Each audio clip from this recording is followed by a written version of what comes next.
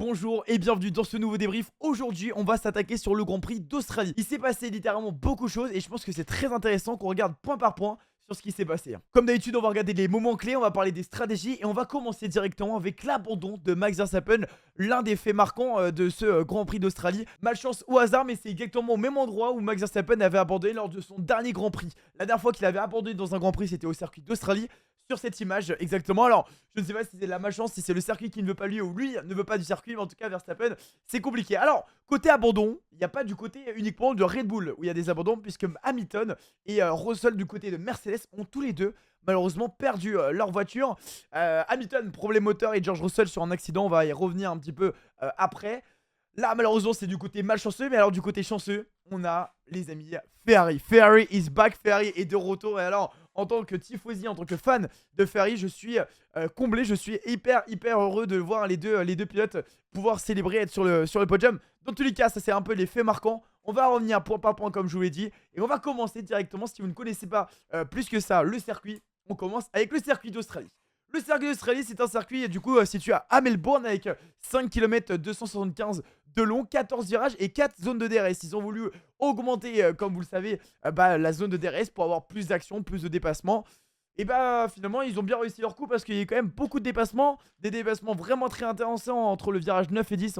Vous allez voir un peu plus en détail après, mais entre le virage 9 et 10, vraiment, il y a eu des choses vraiment tirées par les cheveux, mais très beau. Dans ce circuit, il y a deux zones de détection de DRS, donc très important d'être sous la seconde après le virage 12 et après le virage 6 si vous voulez pouvoir bénéficier des deux zones de DRS qu'il y aura par la suite.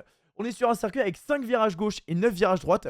Très intéressant à retenir. Bon, maintenant vous connaissez parfaitement le circuit d'Australie. On va regarder ce qui s'est passé sur ce Grand Prix. Le départ commence. Max Verstappen, comme à son habitude, fait un très bon départ. Alors clairement Verstappen, bonne réactivité, voilà ce que je voulais dire. Il réussit à prendre le départ. Sainz va tenter quand même une attaque sur l'extérieur de la piste. Il doit le faire. De toute façon Max Verstappen va protéger l'intérieur. Vu l'avance qu'il a, il protégera l'intérieur pour avoir une meilleure sortie de virage. Ça va passer pour Verstappen. C'est toujours très compliqué d'avoir Verstappen, surtout au circuit d'Australie.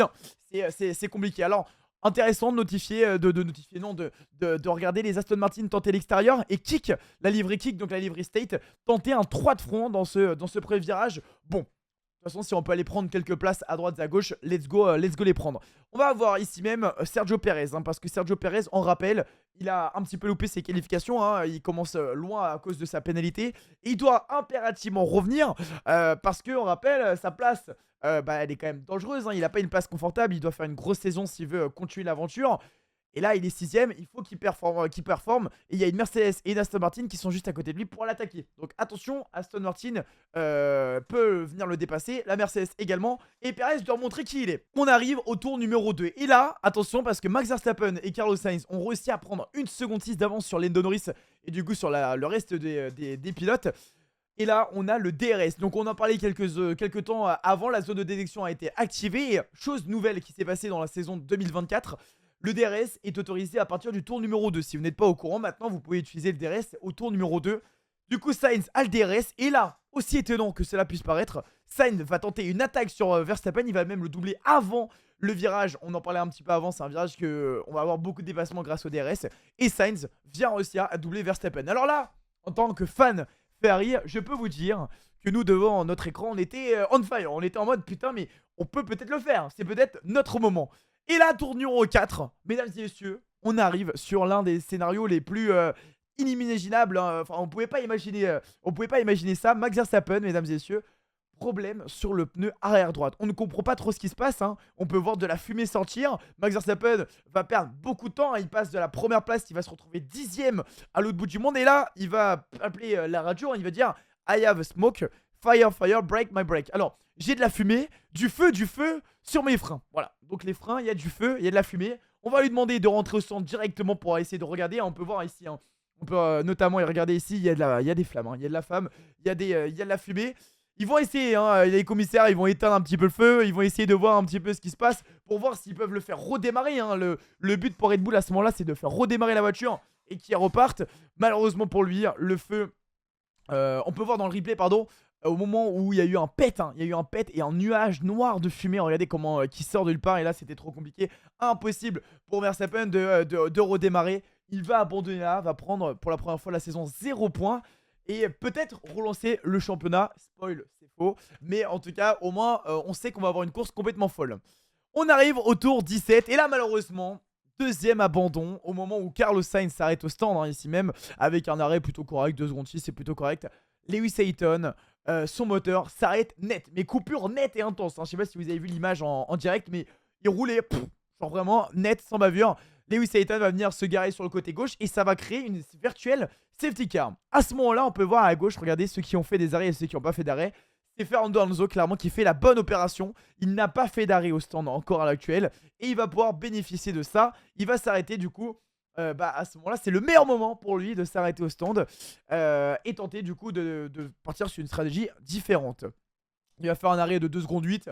C'est pas un arrêt terrible, hein, littéralement, mais il s'arrête au moment de la virtual safety car. Et je vous rappelle, quand il y a une virtual safety car, il y a un delta à respecter. Les pilotes ne peuvent pas aller plus vite que le delta. Et donc, c'est-à-dire que littéralement, c'est comme si c'était un arrêt demi-offert pour Fernando Alonso. On arrive au tour numéro 29. Nous sommes à la mi-course de ce Grand Prix. Et là, qu'est-ce qui se passe? C'est qu'on demande à Oscar Piastri de laisser passer Lando Norris dans cette place. Alors, c'est un choix, si vous voulez mon avis, c'est un choix logique. Hein. Lando Norris a un meilleur rythme. Il est au-dessus au général. Il est plus performant. On demande d'inverser. Pourquoi pas pour que Norris aille chercher Charles Leclerc. Et d'ailleurs, on aura en interview après de Lando Norris qui disait qu'il était plus rapide que Charles Leclerc. Donc, c'était peut-être un choix assez intéressant à effectuer. Donc, le choix, voilà. On fait le changement entre Oscar Piastri et Lando Norris. Swap position. On change les positions entre les deux pilotes. 35e tour, mesdames et messieurs, soit 17 tours après l'arrêt au stand de Fernando Alonso. Charles Leclerc s'arrête et attention parce qu'on arrive sur un des choix et un des arrêts les plus importants de la course. Il doit impérativement ressortir devant la Red Bull et l'Aston Martin parce que sinon il va perdre un temps complètement fou, il va perdre beaucoup trop de temps. Et regardez bien les amis sur l'image d'après, il ressort mais pile poil à côté. Et alors là, attention, et là c'est un peu marrant, c'est un peu le paradoxe. Sergio Perez, pardon, va devoir essayer d'aller chercher Charles Leclerc. Il va essayer d'aller chercher Charles Leclerc, sauf que la zone de DRS, si vous vous rappelez de la leçon que je vous ai donnée en début de vidéo, était avant ce virage, d'accord? Donc ça veut dire que là, il n'aura pas le DRS. Mais Fernando Alonso, qui est juste derrière Perez, aura le DRS. Donc là, il doit en même temps attaquer Leclerc, qui a les hard, qui vient de chausser, ils sont froids. Mais en même temps, il doit défendre Fernando Alonso. Leclerc doit défendre également et Leclerc va le faire de la bonne manière. Leclerc à la réaccélération ici, mais il va protéger l'intérieur. Et attention parce que Perez peut se faire attaquer par l'extérieur avec Aston Martin. Mais bon, je vous rassure, ça passe du côté de Charles Leclerc, ça passe du côté de Perez. Pas de dépassement. Les deux réussissent à faire une bonne défense et ça passe plutôt bien. Alors après, littéralement entre le tour 35 et 43, il y a eu beaucoup de dépassements. Il y a eu clairement beaucoup de dépassements en dehors du top 10. Je vais simplement vous montrer celui-ci entre Albon et Magnussen. Dépassement de la part de Albon qui va tenter un dépassement sur l'extérieur. Comme vous pouvez voir juste ici, regardez le dépassement. Mais mec, c'est de la folie. Le dépassement, je ne sais pas si vous vous rendez compte, se joue au ras. Mais genre, comme disait dans les commentaires, vous pouvez pas mettre votre main. Là, tu mets ta main, genre tellement c'est proche et tellement on n'est pas passé loin du drame et du crash. C'est magnifique. Ça passe, tant mieux pour Albon. Mais c'était très compliqué. Et là, mesdames et messieurs, changement brutal, hein, la transition est assez brutale. On arrive dans le dernier tour. Et là, j'ai une stat effrayante à vous annoncer. Mais on est au 58e tour sur 58. Fin du Grand Prix. George Russell vient commettre un accident. Et alors là, stat intéressante ou stat un petit peu horrible. Russell, à chaque fois que Sainz est venu s'imposer, Russell est venu crash dans le dernier tour. On peut se rappeler notamment de Singapour la saison dernière avec Sainz qui vient s'imposer et Russell qui vient se crash dans le dernier tour. C'est assez terrible hein, pour Russell. Alors, franchement, heureusement que les commissaires ont réagi rapidement parce que George Russell était tétanisé. Hein. Je vais vous mettre le son. Écoutez bien, je vous mets le son maintenant tout de suite. George Russell était terrorisé du fait qu'il soit en plein milieu de la piste, à l'envers. Il avait tellement peur qu'un pilote arrive. Il était là en mode red flag, please, s'il vous plaît. Parce que clairement, il avait trop peur que quelqu'un arrive. C'était hyper dangereux. C'est dommage pour George Russell parce qu'il jouait quand même une 6ème place. Et là, il vient tout perdre. Et il vient finir en dehors des points. Alors là, ça a posé beaucoup de problèmes sur les réseaux. Parce que du coup, il se retrouve en plein milieu de la piste. Pourquoi il se retrouve là? En gros, on a Fernando Alonso qui est le pilote juste ici, voilà. On a le pilote qui est... Merde, hop, là voilà. Le pilote Alonso qui est juste ici. Donc là en fait Fernando Alonso va volontairement freiner bien plus tôt. Donc on peut le constater par rapport au delta, par rapport au précédent tour. il va freiner de 30 à 40 km/h par rapport au tour d'avant. Il va avoir 30-40 km/h avant. C'est-à-dire que clairement, Russell, au lieu d'être à ça de la voiture, et ben, il va se retrouver à ça dans ce point de freinage. Il va être surpris, il va pas s'y attendre et du coup, il va perdre l'arrière par rapport à ça. On sait que les Formule 1, quand elles sont proches, et ben, on a moins d'appui. Il s'y attendait pas, bam, il perd l'arrière. C'était volontaire de la part de Fernando Alonso, ce qu'il voulait, alors pas qu'il se finisse dans le mur, mais qu'il soit un petit peu déstabilisé, qu'il s'y attende pas et qu'il loupe sa réaccélération et que du coup Alonso, dans le dernier tour, il garde sa 6ème place. Par rapport à ça, les commissaires ont estimé qu'il a fait un comportement dangereux, un pilotage dangereux. Ils lui ont mis 20 secondes de pénalité et 3 points sur sa super licence. Alors moi personnellement, ce que j'en pense, je pense que c'est clairement beaucoup trop.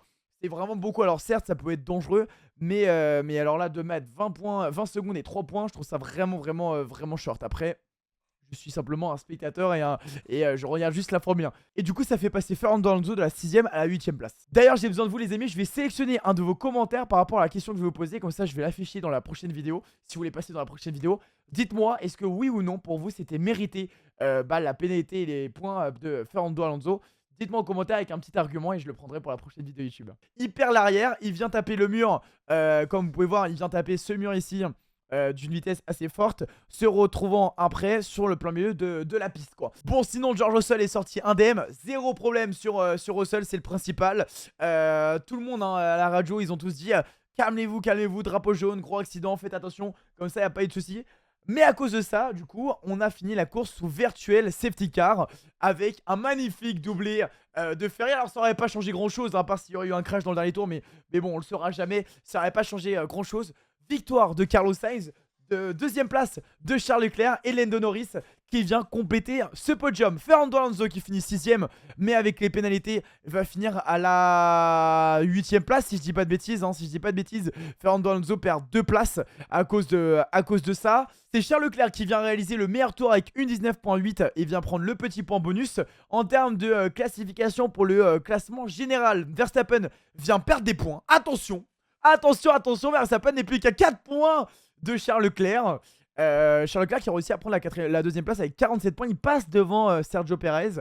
Perez, la honte, hein, on va pas se le cacher. Perez, c'est compliqué pour lui. Il a la meilleure voiture et pourtant il galère autant. Et on l'a revu hein, dans ce Grand Prix. Il devait être au-dessus. Malheureusement pour lui, il est clairement en dessous. Hamilton a du mal hein, dans ce début de saison aussi. Hamilton, on le voit avec seulement 9 points. Mercedes, globalement, c'est compliqué pour Merco en plus avec ce double abandon. George Russell qui pouvait prendre des points importants, eh bien il va encore chuter. Il a perdu 4 places dans cette course-ci. Le classement constructeur, on a Red Bull en première force, suivi de très près par Ferrari. Et ça c'est incroyable parce que Ferrari, bon on est là finalement Ferrari. Le comeback, c'est peut-être pour nous hein, cette saison. Hein. J'y crois pas, mais c'est peut-être pour nous. Bon, globalement, ce que j'en ai pensé, c'est que Alpine, c'est toujours la galère. Alpine, c'est très compliqué, malheureusement, pour Alpine. De l'autre côté, on a McLaren et Ferrari on fire. Ça fait vraiment plaisir de voir McLaren et Ferrari dans le top 4. Vous vous rendez compte? Alors que les Red Bull ne sont pas là. Ça, c'est vraiment un point très important. En tout cas, j'espère que la vidéo vous a plu. N'hésitez pas à me dire dans les commentaires des points d'amélioration et ce que vous avez pensé de ce concept. Je vous souhaite une très bonne journée. Je vous rappelle, je suis tous les jours en live sur Twitch et regarde les Grands Prix en live aussi. Allez, à bientôt!